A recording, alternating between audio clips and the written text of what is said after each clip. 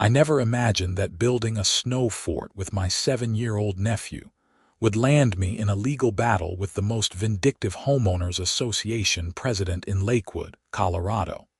But here I was, standing in my driveway with a certified letter threatening a $500 fine for unsightly temporary structures. My name is Owen Eriksen, and I had moved into the Pleasant Pines community just 8 months earlier, lured by the promise of mountain views and reasonable HOA fees. The house was a modest 3-bedroom ranch with a decent-sized front yard, perfect for someone who worked remotely as a software developer and wanted some peace and quiet. For the first few months, everything seemed fine. I paid my dues on time, kept my lawn trimmed to the exact specifications outlined in the community guidelines, and even attended a couple of awkward neighborhood barbecues where everyone smiled too much and talked about property values. Then winter arrived, and with it came the most spectacular snowfall I had seen since moving to Colorado. 18 inches of powder blanketed the neighborhood overnight, transforming Pleasant Pines into something actually resembling its name rather than the cookie-cutter suburban development it really was. My nephew Tommy came to stay with me for the weekend while his parents dealt with a burst pipe at their place in Denver, and the kid was absolutely beside himself with excitement about all that snow. "Uncle Owen, can we build a fort, please? A really big one." Tommy had pressed his face against the living room window, his breath fogging up the glass. I had laughed and grabbed our coats. "Sure, buddy. Let's make it epic." We spent the entire Saturday morning rolling massive snowballs, stacking them into walls and carving out windows and tunnels. Tommy insisted we needed a flag, so I tied one of my old Colorado Rockies T-shirts to a broom handle and planted it on top. The fort ended up being about 6 feet tall at its highest point and sprawled across maybe 15 feet of my front yard. It was, objectively speaking, a damn impressive snow fort. The neighbors walking by had stopped to compliment it. Mrs. Henderson from 3 doors down had even taken a photo to send to her grandkids. By Sunday afternoon, Tommy's parents picked him up, and I felt pretty good about myself.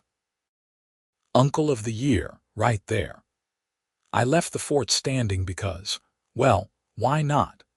It would melt eventually, and in the meantime, it was a harmless reminder of a fun weekend. Monday morning, I was in the middle of debugging some particularly nasty code when my doorbell rang. I opened it to find a woman in her mid-40s standing on my porch, clipboard in hand, wearing a puffy white vest over a turtleneck despite the relatively mild temperature. Her blonde hair was pulled back so tightly it looked painful, and her lips were pressed into a thin line of disapproval. "Owen Eriksen," she asked, though her tone suggested she already knew exactly who I was. "That's me. Can I help you?" "I'm Brenda Carmichael, president of the Pleasant Pines HOA board. I'm here about the structure you've erected in your front yard." I blinked at her. "The snow fort." According to Section 7, Paragraph 3 of the Pleasant Pines Community Guidelines, all temporary structures require prior written approval from the HOA board. This includes tents, canopies, portable storage units, and any construction that alters the aesthetic uniformity of the neighborhood. "It's snow," I said slowly, wondering if this was some kind of joke. "It's going to melt." "That's immaterial to the violation. You failed to seek approval and the structure is visible from the street, which disrupts the visual harmony of our community. I'm issuing you a formal warning.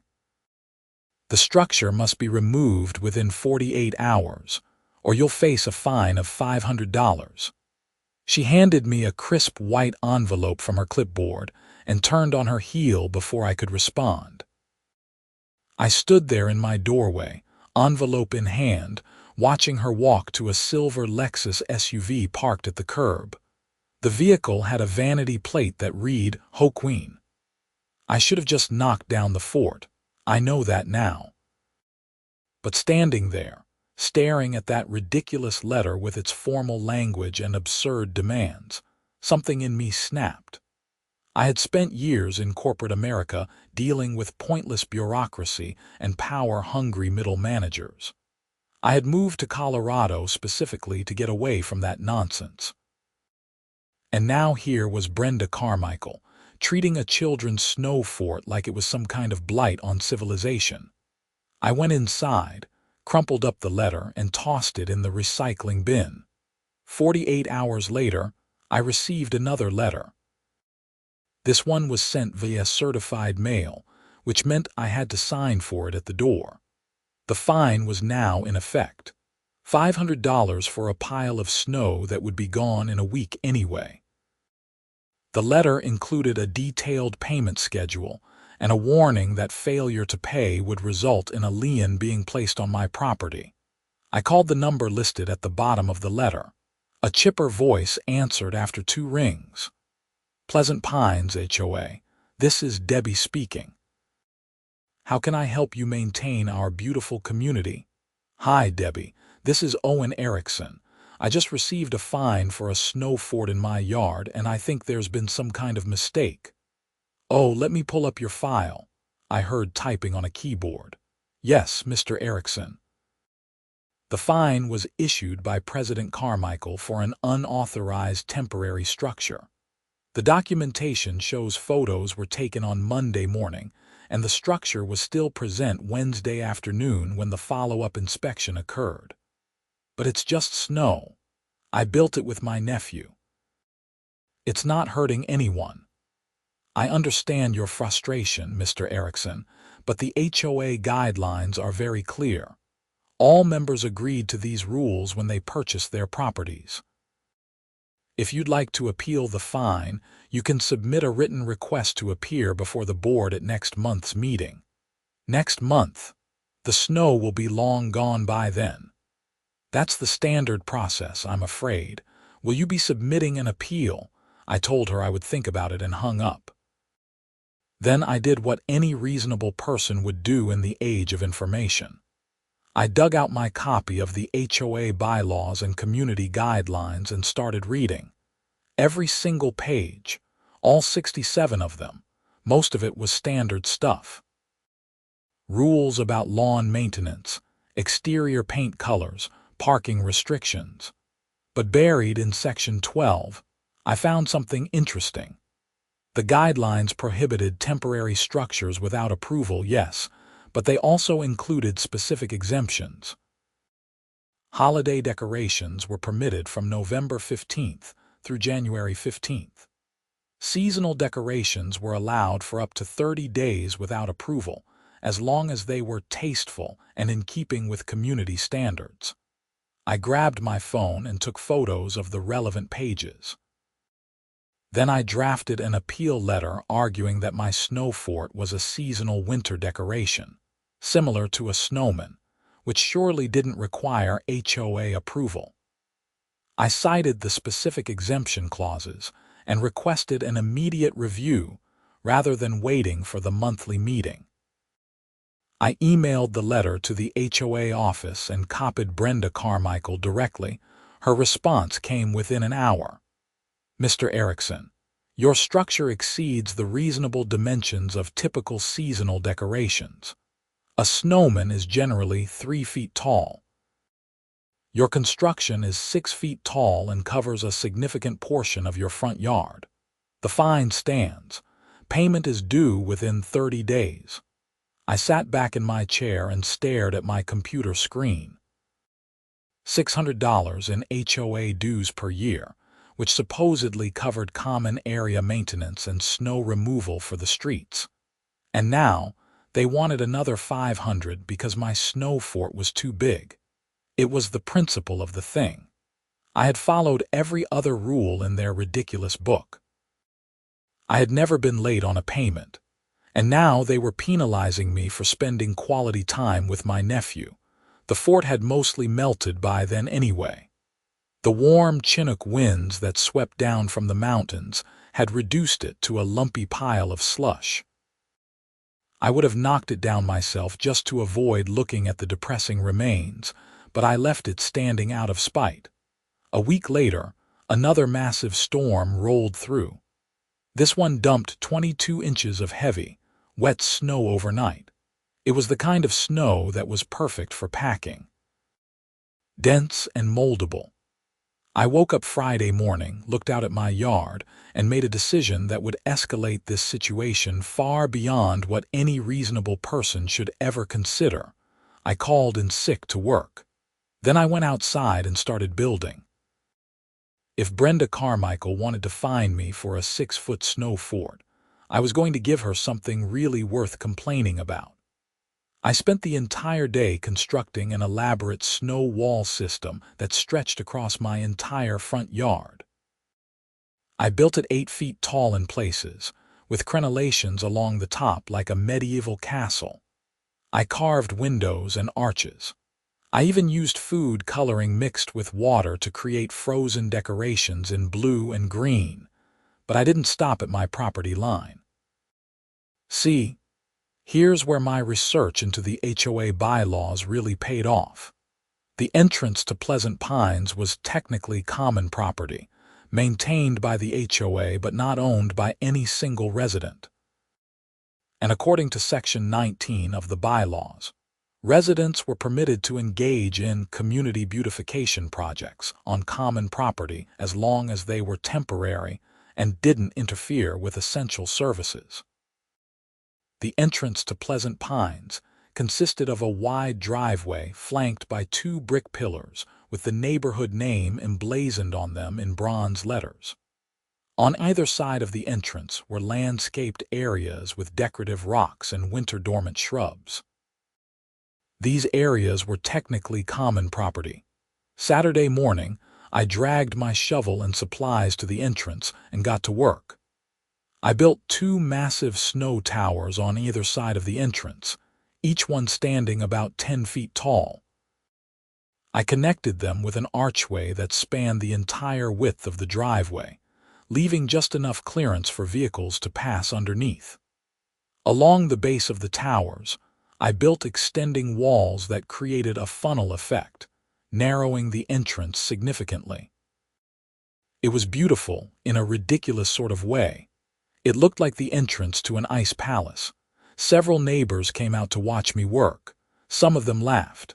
A few asked if I had lost my mind.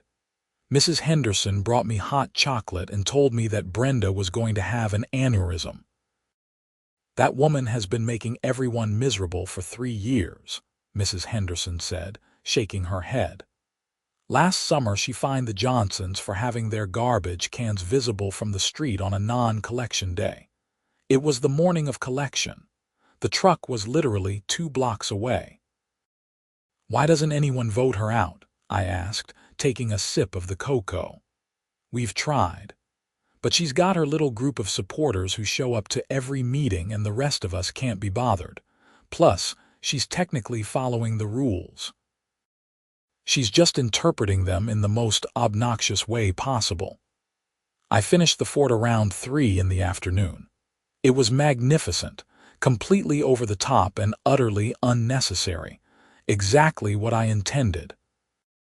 I planted another makeshift flag on top of the highest tower, this time using an old Broncos pennant I had found in my garage. Then I went home, took a hot shower, and waited.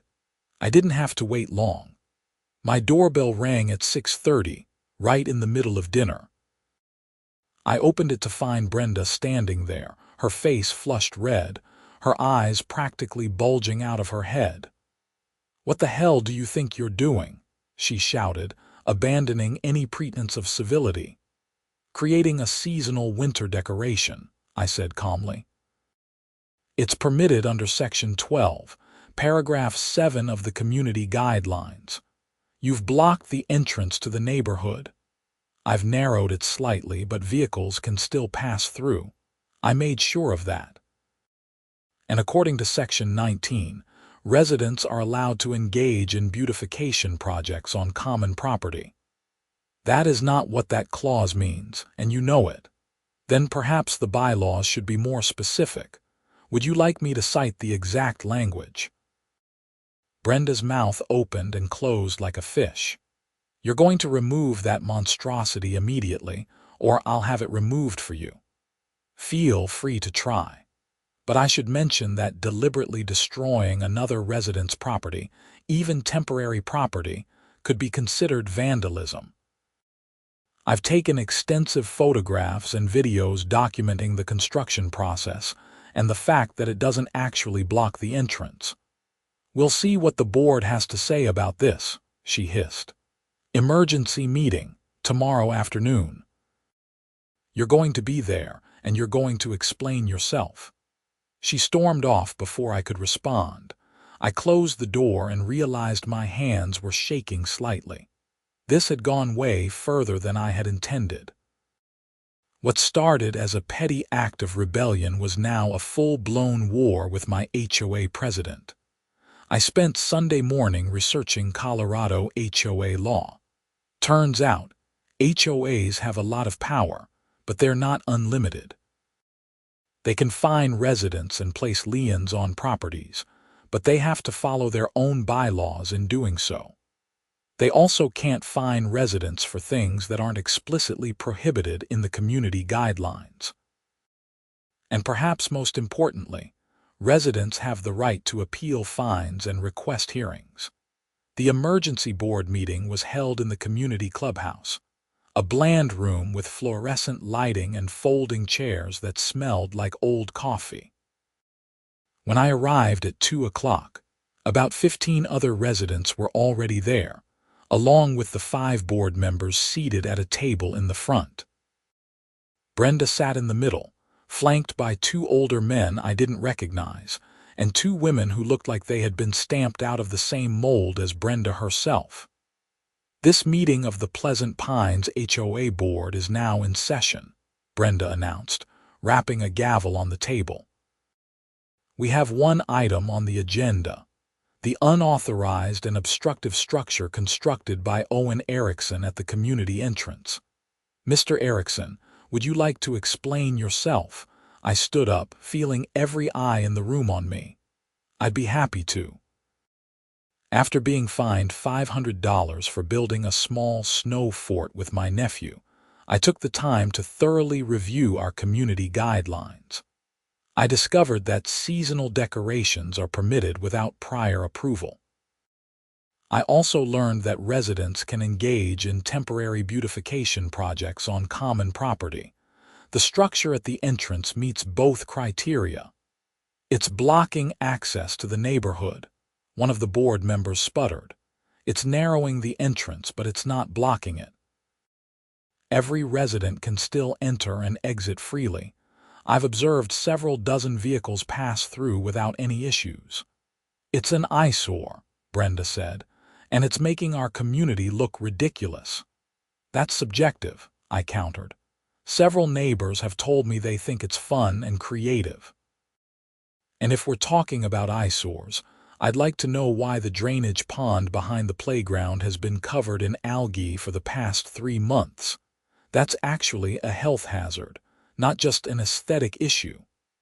Murmurs rippled through the crowd. I noticed a few people nodding in agreement. Brenda's face hardened. The drainage pond is being addressed. We're not here to discuss other matters. We're here to address your violation. It's not a violation, I said, keeping my voice level. I've followed the guidelines as written. If you want to fine me, you need to point to a specific rule I've broken. One of the other board members, a thin man with wire-rimmed glasses, cleared his throat. Mr. Eriksen, while I appreciate your research, the spirit of the beautification clause is clearly not intended to allow structures of this nature. The guidelines don't mention anything about the spirit of the rules, I said. They're specific and literal. If the board wants to change them, that's fine, but you can't retroactively apply new interpretations. The meeting devolved into argument after that. Several residents spoke up, some supporting me, others saying I was being childish and should just take down the fort. Brenda tried to maintain control, but it was clear the board was divided. The two women on either side of her were firmly in her camp, but the two men seemed less certain. Finally, after nearly an hour of debate, Brenda called for a vote on whether to fine me an additional $1,000 for the entrance structure and require its immediate removal. The vote was 3-2 in favor of the fine. I stood up again. I'd like to formally appeal this decision and request an independent review. According to Section 23 of the bylaws, any fine over $500 can be appealed to a third-party mediator. Brenda looked like she wanted to throw her gavel at me. Fine. We'll arrange for mediation. In the meantime, the fine stands, and you have 72 hours to remove the structure. I'll remove it when the mediator rules against me, I said. Not before. I walked out of that meeting knowing I had probably made an enemy for life, but I felt weirdly exhilarated. Maybe it was stupid to fight this hard over something so trivial, but it wasn't really about the snow fort anymore. It was about Brenda Carmichael's authoritarian approach to every single aspect of neighborhood life. It was about the fact that she clearly enjoyed wielding power over people. Over the next few days, things escalated in ways I couldn't have predicted. Someone, presumably at Brenda's direction, put up signs near the entrance warning residents about safety hazards posed by the snow structure. I countered by posting photos on the Pleasant Pines community Facebook page, showing dozens of cars passing through without incident. The Facebook page became a battlefield. Residents who had been silently annoyed by the HOA's overreach for years suddenly found their voice. People started sharing their own stories of ridiculous fines and arbitrary rules. One guy had been fined for painting his mailbox post the wrong shade of black. A woman had been threatened with legal action because her rose bushes extended 3 inches beyond her property line. Brenda and her supporters fought back, posting about property values and community standards and the importance of rules. But they were outnumbered. For every one of Brenda's supporters, there were 3 or 4 residents who were sick of her nonsense. Then things took a darker turn. On Wednesday night, someone vandalized my snow fort. Not the one at the entrance, the one in my front yard that had been mostly melted anyway. They knocked down what remained and spray-painted eyesore across my front lawn in orange paint. The paint seeped into the snow and the grass underneath. I called the police. A young officer named Martinez showed up and took a report. He seemed sympathetic but explained that unless I had video evidence or witnesses, there wasn't much they could do. These HOA disputes can get pretty nasty, he said, standing in my driveway and looking at the spray paint. I've seen worse than this. Had a case last year where neighbors were slashing each other's tires. That's insane, I said. Yeah, well, people get crazy about property values and neighborhood reputation. My advice, either back down or make sure you've got cameras covering your property. I thanked him and filed the report, knowing it would probably go nowhere. But the vandalism had shaken me more than I wanted to admit. This was supposed to be a petty act of rebellion, not something that would result in property damage. I installed 2 security cameras that afternoon, one covering my front yard and one covering my driveway. They were the kind that uploaded footage directly to the cloud, so even if someone destroyed them, I'd still have evidence. The mediation hearing was scheduled for the following Monday. In the meantime, I consulted with a lawyer who specialized in HOA disputes. Her name was Patricia Goodwin, and she had built a career representing homeowners against overzealous associations. "Your case is interesting," Patricia said during our phone consultation. "You're technically right that the bylaws don't prohibit what you've done. but HOAs have broad discretion in interpreting their rules. The question is whether the board followed proper procedures in fining you. What do you mean? Did they give you proper notice? Did they allow you to appeal before imposing the fine? Did they follow their own bylaws regarding the appeals process? If they skipped any of those steps, you have grounds to challenge the fines entirely. I thought back to the timeline. Brenda had shown up at my door with the first warning. Then the fine had arrived via certified mail. The emergency meeting had been called after I built the entrance structure. They followed the process for the first fine, I said. But the second one was voted on during the emergency meeting, and they told me I had to pay it before the appeal could be heard. That's backwards, Patricia said. Under Colorado law and most HOA bylaws, residents have the right to appeal before fines are enforced. If they're requiring payment before hearing your appeal, they're violating their own procedures. I hired Patricia on the spot.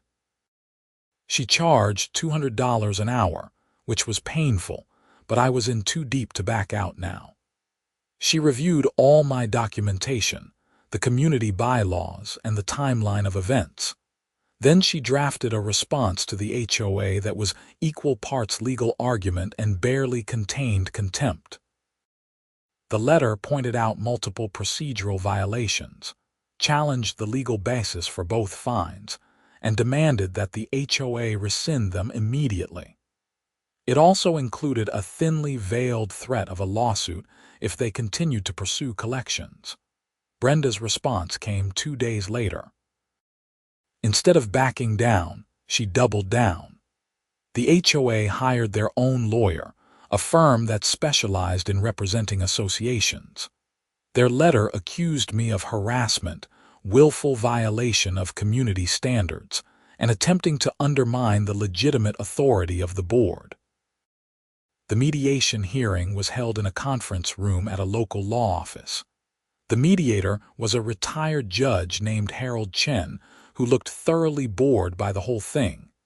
Patricia and I sat on one side of the table. Brenda, 2 other board members, and their lawyer sat on the other side. The HOA's lawyer, a slick guy in his 30s named Derek Paulson, opened with a presentation about the importance of community standards and property values. He showed photos of my entrance structure from multiple angles, arguing that it was obstructive and dangerous. Mr. Eriksen has shown a pattern of disregard for the rules that govern our community, Derek said, gesturing at a stack of printouts. First with the unauthorized fort in his yard, and then with this aggressive, retaliatory structure that blocks access to the neighborhood.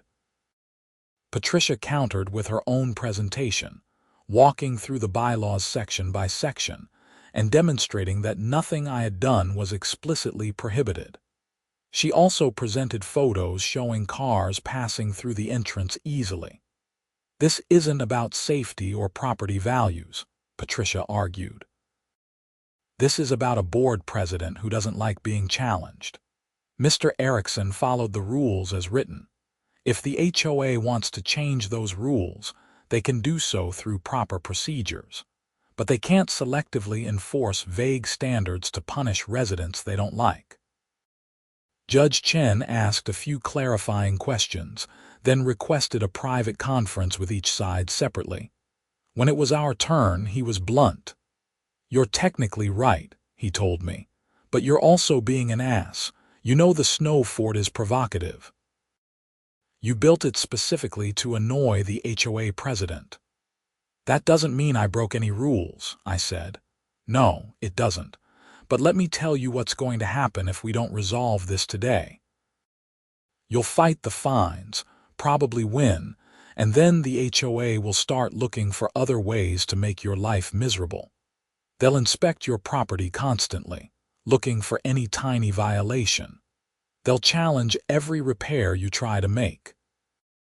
It'll turn into a years-long war that will cost you way more than $1,500.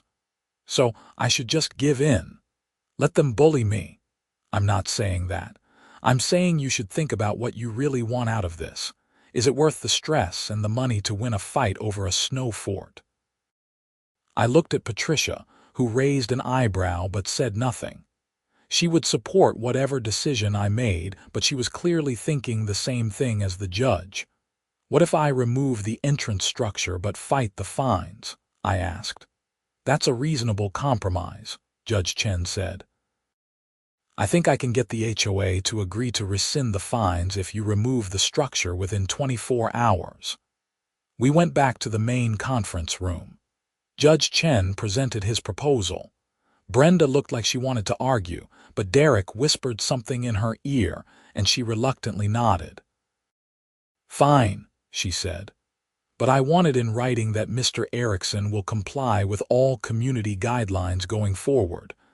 Everyone is required to comply with the guidelines, Patricia said smoothly. That's not a special condition. We drafted an agreement on the spot. The HOA would rescind both fines. I would remove the entrance structure within 24 hours. Both parties would refrain from further escalation. We all signed it, and I walked out of there feeling simultaneously relieved and disappointed. That night, I went out to the entrance with a shovel and started dismantling my snow fort. It had been standing for almost 2 weeks by then, and it had frozen solid in places. It took me nearly 3 hours to knock it all down and clear the entrance completely. A few neighbors came out to watch. Mrs. Henderson looked sad. It was a good fight, she said. Even if you didn't win. Who says I didn't win? I asked, leaning on my shovel. The fines are gone, and Brenda knows she can't just push people around without consequences. Maybe, Mrs. Henderson said. But she's still the HOA president.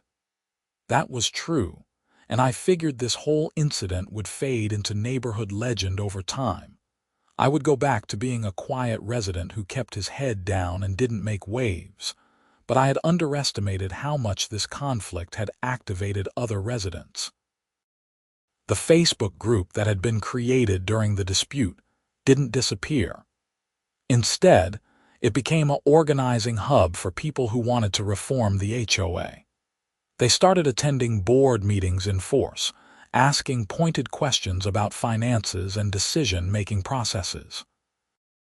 I tried to stay out of it, but I couldn't help following along. The group discovered that Brenda had been using HOA funds to pay for her personal cell phone bill, claiming it was necessary for HOA business. They found out that the landscaping company the HOA used was owned by her brother-in-law. They uncovered years of small financial irregularities that individually seemed minor but collectively painted a picture of someone who viewed the HOA as her personal fiefdom. In March, someone filed a formal complaint with the Colorado HOA Regulatory Board, alleging financial mismanagement and conflicts of interest. The state launched an investigation.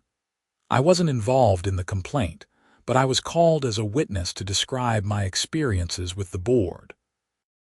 The investigator who interviewed me was a no-nonsense woman named Sarah Chen who took detailed notes and asked very specific questions about timelines and procedures. What you're describing is a pattern of retaliatory enforcement, she said when I finished. The board used the fine system to punish you for challenging their authority rather than to address a legitimate community concern. Is that illegal? I asked. It's a violation of HOA regulations. Whether it rises to the level of criminal conduct depends on what else we find. What they found was extensive. Brenda had been embezzling small amounts of HOA funds for years, hiding it through creative accounting, and by approving her own expense reimbursements without board oversight. The total amount was around $40,000, which in the world of financial crimes was relatively minor, but still crossed the line into felony territory. In June, Brenda was arrested. I watched from my living room window as 2 police officers led her out of her house in handcuffs. Her husband stood in the doorway looking shell-shocked. The arrest made the local news, complete with footage of the iconic snow fort entrance I had built months earlier. Homeowners Association president arrested for embezzlement following snow fort dispute, the headline read. It was surreal. What started as a petty fight over a children's snow fort had uncovered years of corruption and led to criminal charges. The story got picked up by national news outlets, usually with a humorous angle about HOA overreach. I gave a few interviews, trying to emphasize that the real issue was financial accountability rather than snow forts. The Pleasant Pines HOA held emergency elections in July. A slate of reform candidates won every board position. One of the first things they did was hire an independent auditor to review the finances and recommend changes to the bylaws. They also formally apologized to me and several other residents who had been targeted with what the auditor's report called punitive and retaliatory fines. Brenda eventually pleaded guilty to misdemeanor theft and was sentenced to probation and community service. She and her husband sold their house and moved out of Pleasant Pines. I felt a strange mix of satisfaction and guilt about the whole thing. I hadn't set out to destroy anyone's life. I just wanted to build a snow fort with my nephew. The following winter, when the first big snow fell, I got a call from Mrs. Henderson. "Are you going to build another fort?" she asked. I laughed. "I think I've learned my lesson about provoking HOAs." "Oh, I don't know," she said. "I think we could all use a little more provocation around here." I did build a fort that winter, but just a small one in my backyard where Tommy and I could play without causing an incident. The new HOA board had actually revised the guidelines to be more reasonable. Seasonal decorations were now clearly defined. The fine structure was reformed to prevent arbitrary enforcement. Residents were given clearer paths to appeal decisions. In a weird way, the whole disaster had made Pleasant Pines a better place to live. People were more engaged with the HOA, attending meetings and asking questions. The board was more transparent about finances and decision-making. We actually felt like a community rather than a collection of houses enforcing arbitrary rules on each other. I ran into Derek Paulson, the HOA's former lawyer, at a coffee shop in Denver about a year after everything went down. He recognized me and came over to my table. "Owen Eriksen, right? The snow fort guy," I nodded, half expecting hostility. Instead, he smiled and asked if he could sit down. "I've got to tell you," he said, "that case was the most interesting HOA dispute I've ever worked. Usually it's just boring contract enforcement, but you actually had a legitimate point buried under all the pettiness." "Thanks, I think." "No, seriously. Most HOA disputes are stupid because both sides are being unreasonable, but your situation exposed real problems. The board was corrupt, and nobody knew it until you pushed back hard enough to make people pay attention." "I just wanted to build a snow fort with my nephew," I said. Derek laughed. "Sure, but you also wanted to prove a point, and you did." He was right. The snow fort had been about more than just spending time with Tommy. It had been about pushing back against arbitrary authority, about refusing to be bullied by people who treated neighborhood bylaws like constitutional law. I had gotten lucky that Brenda's corruption was exposed, but even without that, I think the fight would have been worth it. These days, Pleasant Pines is a quieter place. The Facebook group still exists, but it is mostly used to share recommendations for contractors and announce community events. The HOA board does its job without drama. My neighbors and I wave to each other and occasionally chat in driveways, but we don't have the strange intensity that bonded us during the conflict. Tommy is 9 now. He still asks about the snow fort every time he visits, and I've promised that when he is older, I will tell him the full story of how his uncle went to war with the HOA over something he built in an afternoon. I will tell him about standing up for yourself, even when it seems stupid, about how small acts of resistance can expose larger problems, and about how sometimes the point is not whether you win, but whether you are willing to fight. Last winter, on the anniversary of the original fort building, a few neighbors organized a community snow sculpture contest. Nothing too elaborate, just families building snowmen and forts and igloos in their yards. The HOA board provided hot chocolate and prizes for the most creative designs. Tommy and I built a modest fort, maybe 4 feet tall, with a sign that said HOA approved planted in front. Mrs. Henderson won first place with an elaborate snow castle that incorporated LED lights and took her 3 days to complete. During the awards ceremony in the community clubhouse, she gave a little speech about how the neighborhood had changed for the better. "A couple of years ago, we were all afraid to put a foot wrong," she said. "We worried more about our HOA than about our neighbors. Now we actually know each other. We talk to each other, and we can build snow forts without worrying about getting fined." She winked at me. "Well, most of us can." Everyone laughed. It had become a running joke in the neighborhood. People would ask me for advice about dealing with the HOA, always with a teasing edge. "Should we check with Owen before we plant these flowers? Maybe we should build a snow fort to protest the parking rules." I took it in stride. Being known as the guy who fought the HOA was not the worst reputation to have. It was certainly better than being the guy who backed down and paid unjust fines without question. My career continued unaffected by the whole drama. If anything, the notoriety had been good for business. A few potential clients had seen the news stories and reached out, impressed by my willingness to stand up for principle. One of them told me that anyone who would go to war over a snow fort probably had the persistence needed to debug complex software problems. He was not wrong. I paid off Patricia's legal fees with money I earned from a particularly lucrative contract that year. She sent me a thank you note along with the final invoice, saying that representing me had been one of the more entertaining cases of her career. "Most HOA disputes are depressing," she wrote. "Yours was depressing, but also kind of hilarious.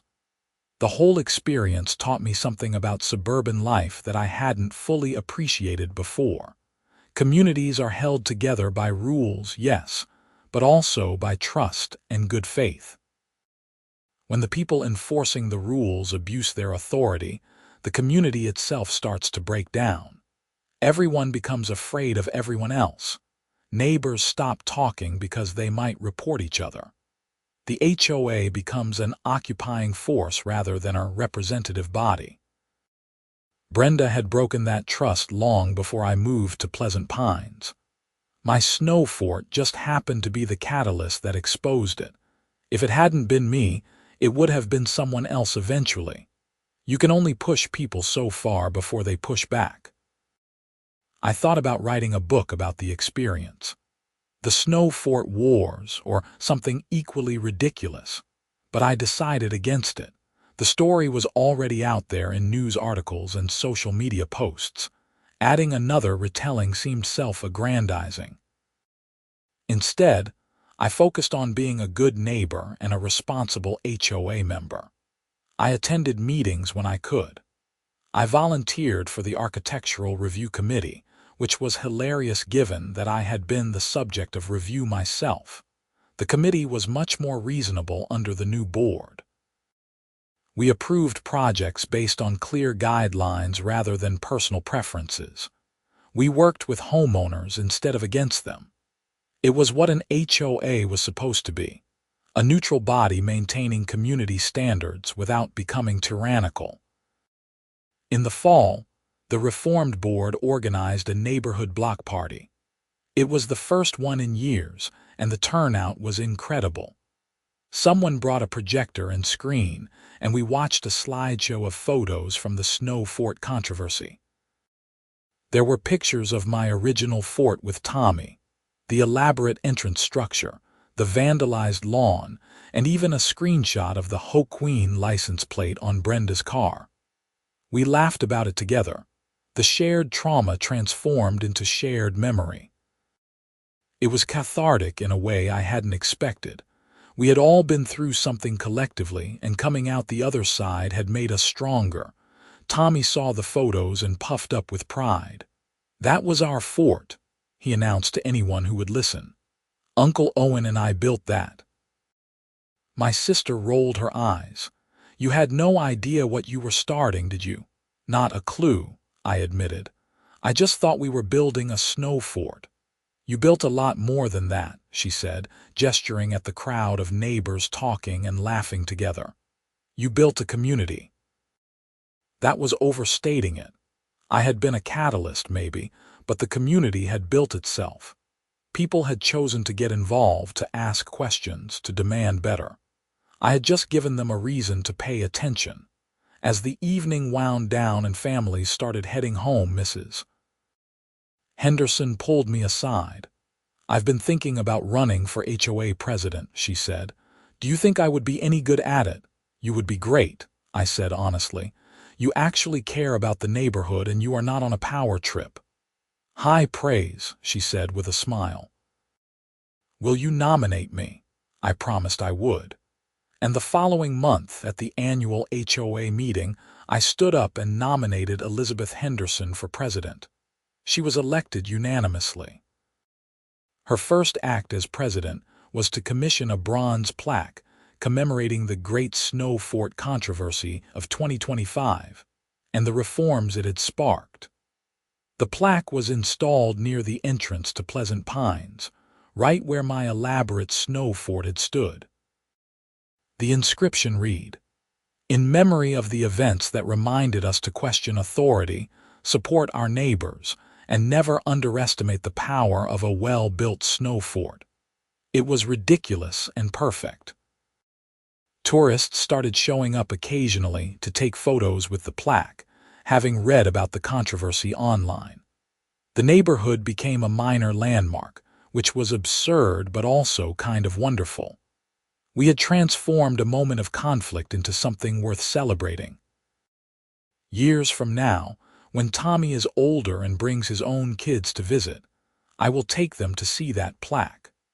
I will tell them about the time their grandfather built a snow fort that brought down a corrupt HOA president.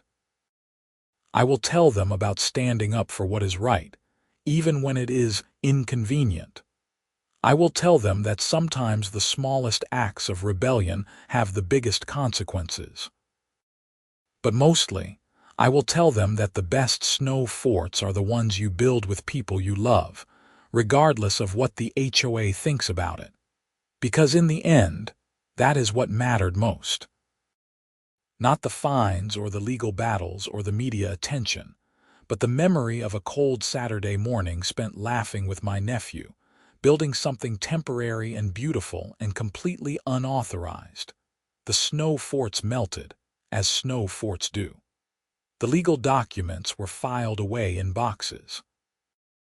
Brenda Carmichael moved on with her life, presumably avoiding HOA positions in her new neighborhood. But the changes we sparked in Pleasant Pines lasted. The community remained engaged and watchful, making sure that whoever led the HOA did so with transparency and fairness. I still live in the same house. I still pay my HOA dues on time, though they are lower now that we have eliminated wasteful spending. I still follow the community guidelines, which are more reasonable and clearly written.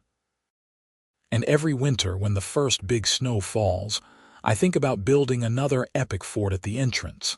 I never do, of course. That would be pushing my luck. But I think about it, and that is enough.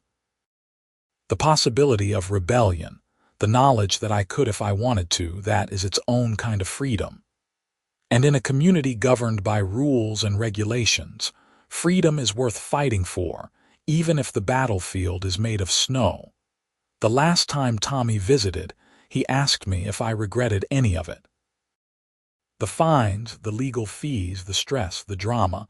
I thought about it for a moment, really considered the question. Then I shook my head. Not for a second, I said. Some things are worth fighting for, even if they seem silly to everyone else. Like snow forts, I agreed. And like making sure people in power do not abuse it, and like protecting the right to have fun without someone telling you are doing it wrong. Tommy nodded seriously, processing this. Then he grinned. Can we build a fort in the backyard? We did, of course. And it was a good one, complete with tunnels and towers and a flag made from one of my old T-shirts. We built it without asking anyone's permission, without worrying about fines or violations or community standards. We built it because we wanted to, because the snow was perfect and the afternoon was free, and because that is what you do when you are lucky enough to have snow and time and someone you love. And if that is not worth celebrating, worth fighting for, worth standing up to an overreaching HOA president, then I do not know what is. The sun set over Pleasant Pines that evening, painting the snow-covered houses in shades of pink and gold. Smoke rose from chimneys. Lights glowed warm in windows. Children played in yards while parents watched from porches.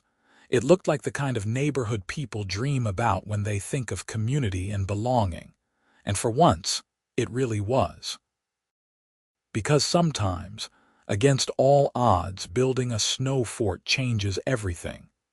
Sometimes refusing to back down exposes problems that needed exposing.